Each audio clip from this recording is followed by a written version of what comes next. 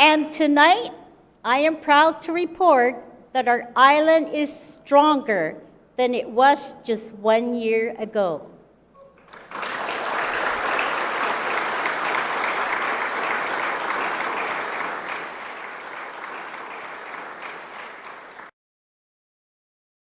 A week ago, Governor Leon-Guerrero presented the people of Guam with their State of the Island address.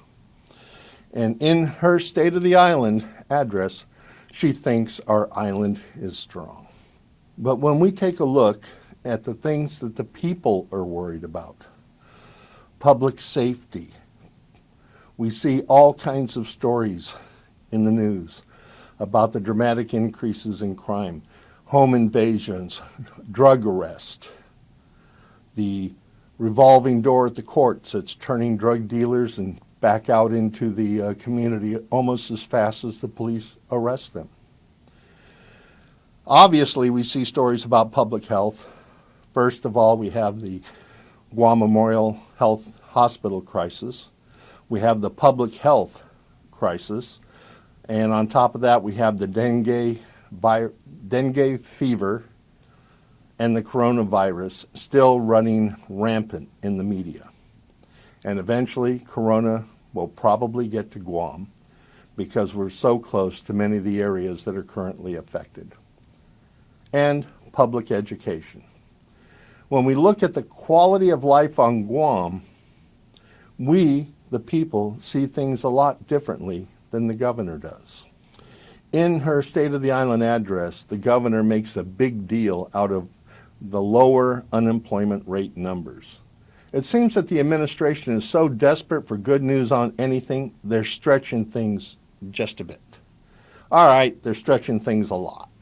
To begin with, looking at government of Guam's own information that they've released, records tell us a different story. Over the past year, the total employment on Guam has only gone up by 340 people. And the funny thing is, 50% of that increase in employment was government of Guam hires. But when we look at numbers that really matter, the U.S. Department of Labor has documented that across the board, all positions on Guam pay a lot lower than similar positions in the United States, about 30% or more lower than U.S. average wages. So for the administration to take credit hiring 170 more government employees is not something that I would be bragging about as a key performance indicator that their administration has successfully reduced unemployment on the island. When the biggest problem is one they have not addressed, one they have not discussed, and that is the growing cost of living for the people that live here on Guam. The governor's idea is for attacking the high cost of living is a 50-cent an hour pay raise and minimum wage going to about 3,500 people in the workforce that are actually making that minimum wage. When we just look at the cost of living here on Guam, Friday we got the news that the water bills are going up 5%. And just recently, if you go to any gas station or supermarket, you're going to notice that the cost of candy has gone up by 25%. My favorite fast food meal has gone up 30% since June of last year. So to promote and take credit for raising minimum wages by 50 cents an hour is not attacking the high cost of living. You see, the low wages as a result of our low-wage service sector economy are about to get lower as the coronavirus starts attacking the tourism industry. We've already seen in just a couple of weeks 20,000 cancellations. The airlines have they have canceled 107 flights to Guam through March. So when we look at a people who are already trapped in a high cost of living economy, making low wages, so low that most people have to have 1 or 2 jobs or they live at home as a way to be able to afford to stay here on Guam. This combination, high cost of living and low wages, has turned our people into economic hostages. The governor and the legislature need a reality check, because housing is the #1 driver of the high cost of living both on Guam and in Hawaii. And we see in Hawaii where people making $100,000 a year, a family of 4, can qualify for housing assistance. We're not quite that bad here on Guam, but even Guam is showing signs of dramatic increases in the cost of housing. This latest report that has just come out shows that home buyers and renters are up against skyrocketing prices. And if we're not careful, as the high cost of living here on Guam continues to escalate, we might share another dubious, and I say that in all honesty, another dubious honor with Hawaii, which has the highest cost for toilet paper in the world. We're not there yet, but if our politicians don't put the brakes and start implementing policies that will help reduce the cost of living here on Guam and make it easier for people trapped in low-wage service sector jobs to stay here on Guam, things are going to get rough before they get better, as we've already seen in the early stages of the coronavirus. Friday, I went to lunch at a local restaurant. At noon on Friday, normally this restaurant is be packed and 50 to 60% of the people in the restaurant would be tourists. When we went there at noon, there were 8 tables taken and only 1 table had tourists. So that shows how hard the corona impact already is hitting our tourist-based economy. The other reality check for our politicians is they need to deal with the problem we have now. And that is our low-wage service sector employees, many of whom are making too much money to qualify for food stamps or Section 8 housing, are being squeezed out of the housing market, because as the federal government does their annual cost of living analysis for COLA adjustments for federal employees and for military housing allowances, it's like a perpetual energy machine. The prices go up, and then next year when the allowances are calculated again, because the prices went up, they go up again. And it's not just the military housing allowances that affect housing availability. It's also as the growing number of families apply for Section 8, and a Section 8 program looks for more rental units to offer people in the program, Section 8 housing is also taking units out of the affordable standard. Added loop solution to this problem is to sell the limited number of GORA-owned housing units, turning them into privately owned assets on the assumption that the new owners will have the financial resources to do the repairs and maintenance that GORA decided not to do. And I say decided not to do because when the government has an asset, the managers make a conscious decision how to use their budget dollars. And in many cases, instead of using their budget money to maintain the units, they use the budget money to hire more employees to expand their empire. And GORA is no exception. The governor said in her speech that the road to where we are today has not always been smooth, but progress has been significant. And to the governor, I say, what progress? By any measure you want to look at, the roads are getting worse. The school buildings are getting worse. Government-owned buildings are getting worse. The Department of Corrections is almost back in a receivership. The public health building, due to poor maintenance, caught fire, and now we're renting another building while we decide what to do with the old building. Guam Memorial Hospital is in worse shape today than it was a year ago when you promised to make government-owned Guam Memorial Hospital a priority and fix it.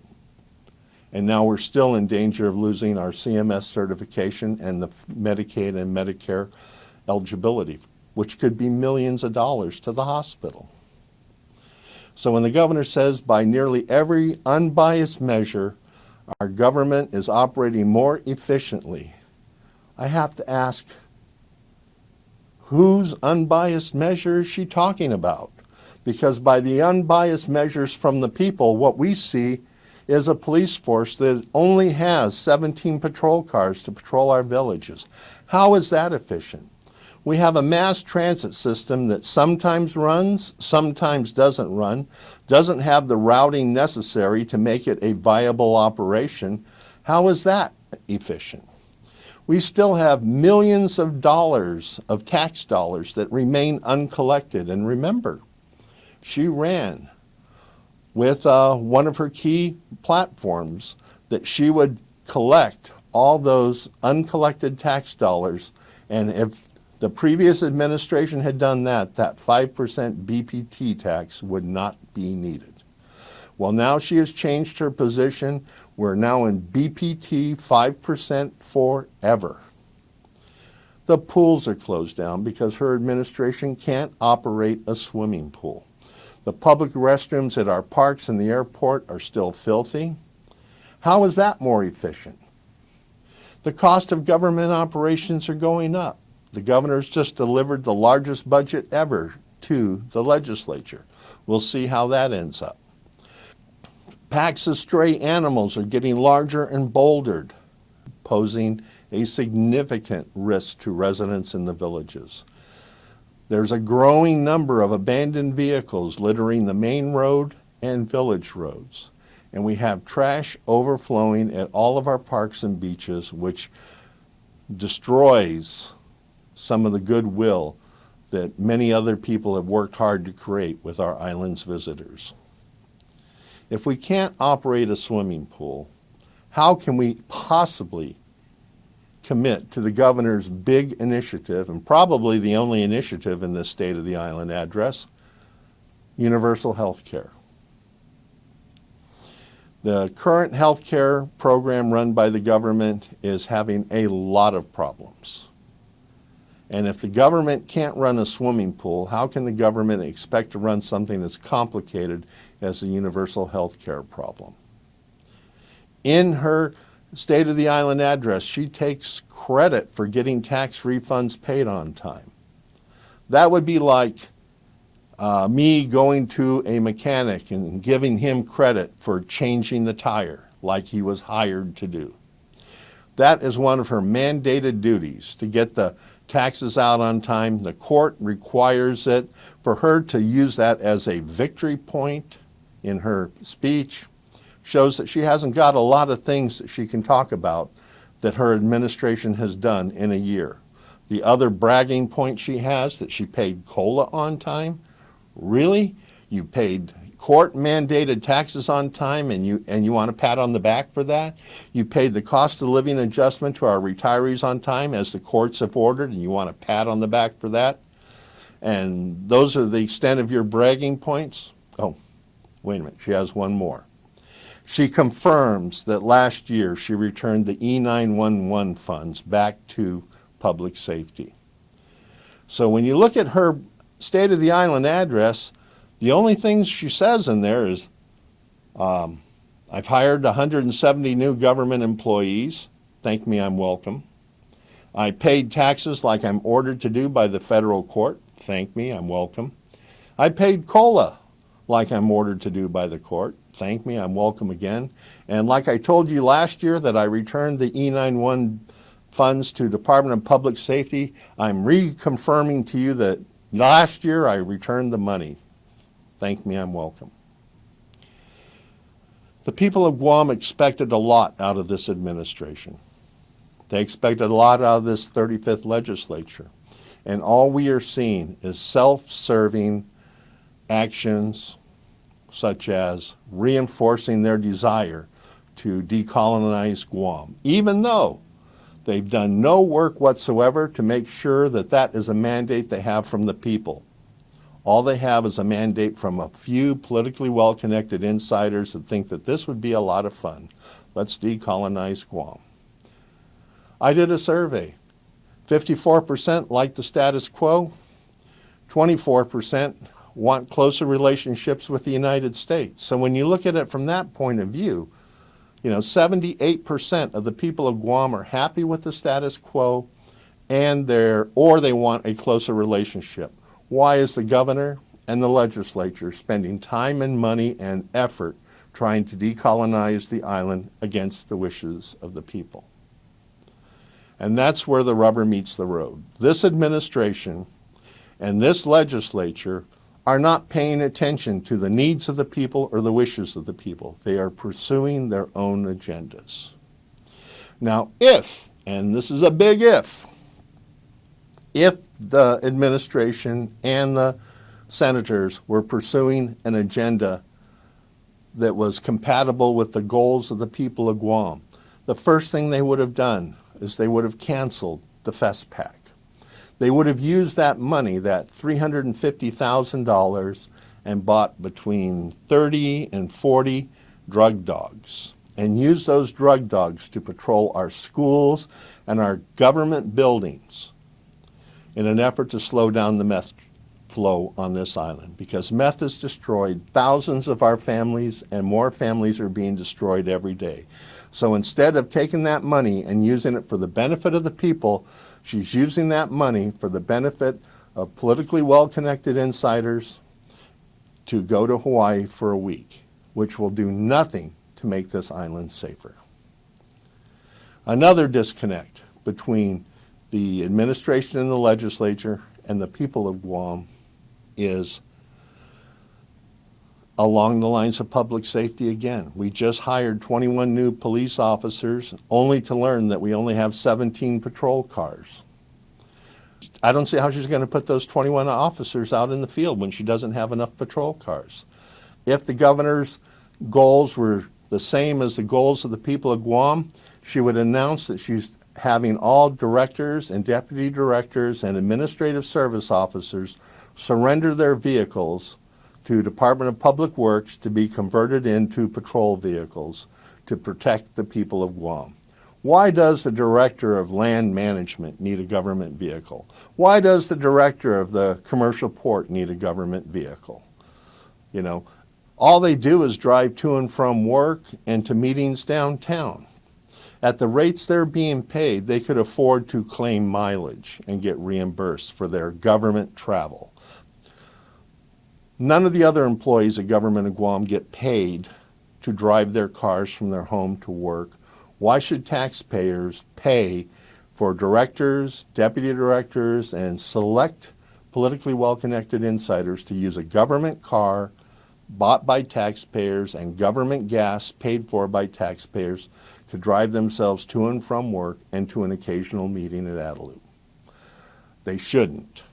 And if the governor was as concerned about the people as she claims she is, she would take those vehicles and use them to make the people of Guam feel safer. Another area where there's a big disconnect between the administration, the legislature, and the people is in the area of public health.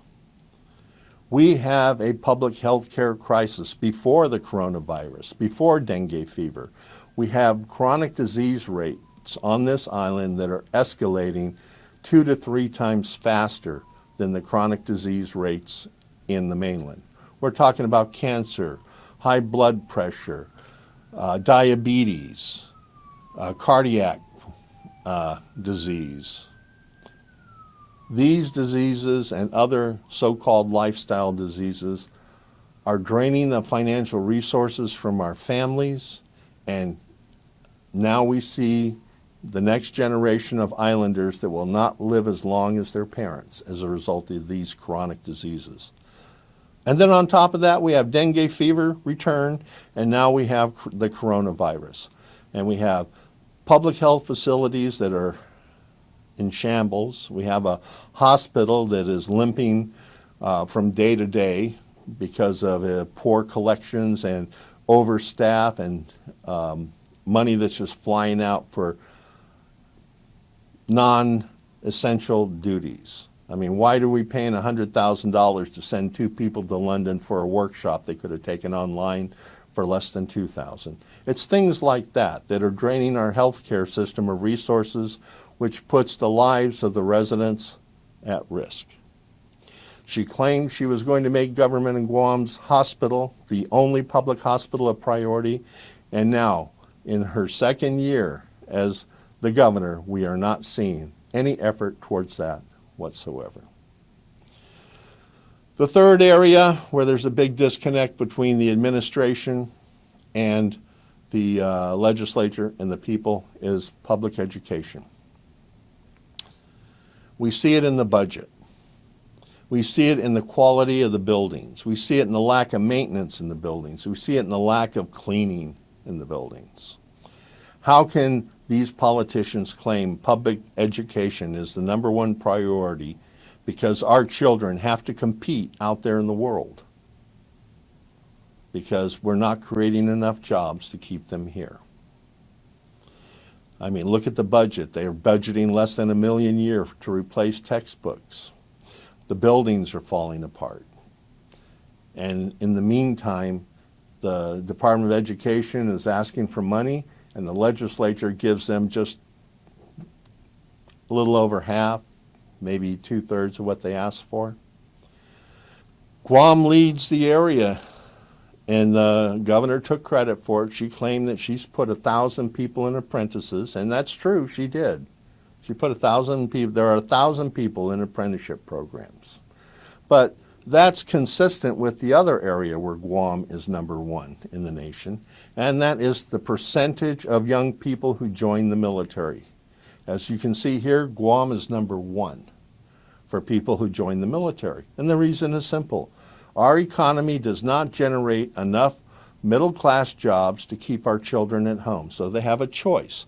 They could go to work part-time in the service sector industry, or they could join the military. Now we have a group of them who are joining in apprenticeship programs in hope of learning the skills that they need to get the few middle-class jobs that are available here on Guam. And I wish them luck. I really do. Tonight, we have shared our vision to restore Guam's future, address global threats, expand our economy, keep us safe, help the vulnerable, and make us strong in a changing and challenging world.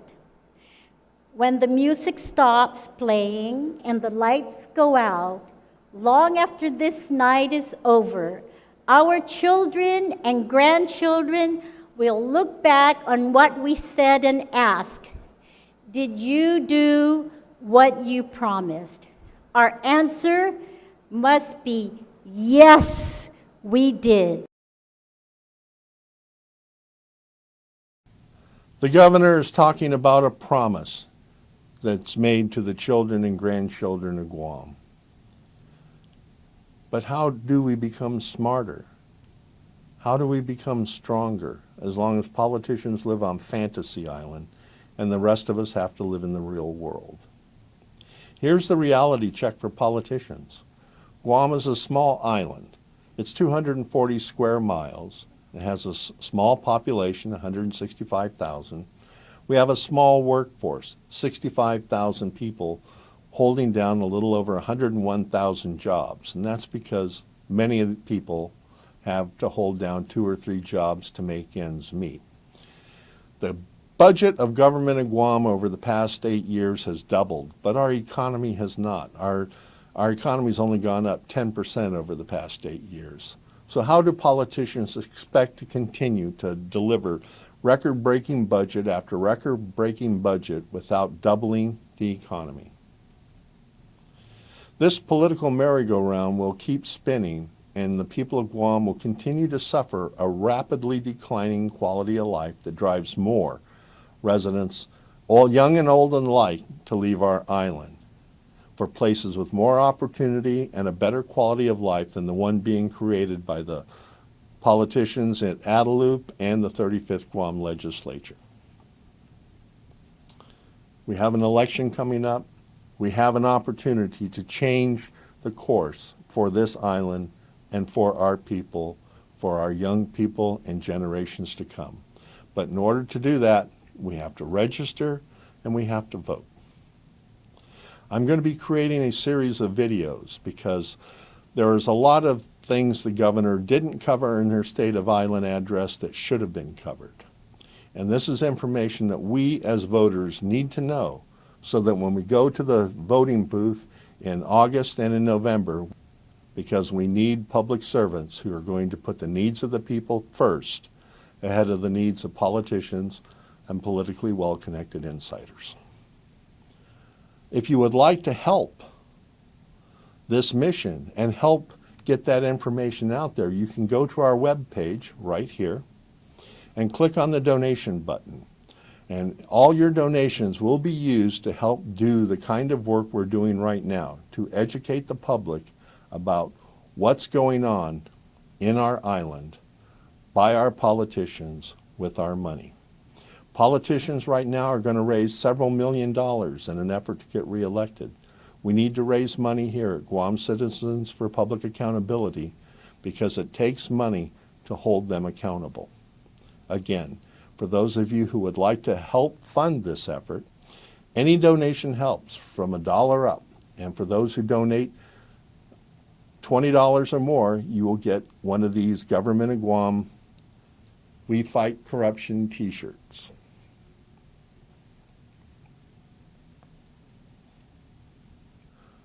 So when you click the donate button, know that the money that you donate, however large or small, will be used to educate the public about the politicians and the actions of our government so that we can make wiser decisions this coming election and make sure that we put a majority of public servants in the legislature, the People's House. Help keep our politicians honest. Click the donate button and join the fight. I'm Ken Leon-Guerrero, and this has been a Guam Citizens for Public Accountability presentation.